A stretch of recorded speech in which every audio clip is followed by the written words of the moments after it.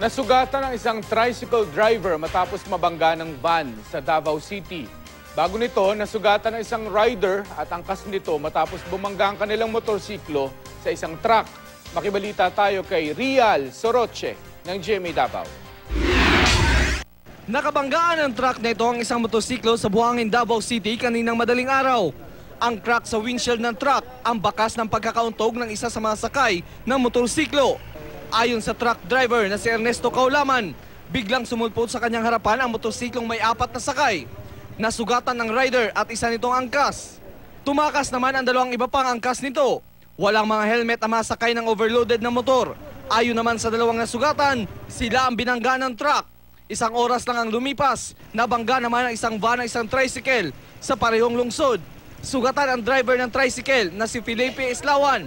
Ayon sa van driver na si Mario Husol, tumawid pa rin sa kalsada ang tricycle kahit naka-red na ang traffic light sa lane nito. Nakatakdang mag-usap ang 2 panig. Rial Soroche, Nagbabalita, Pilipinas.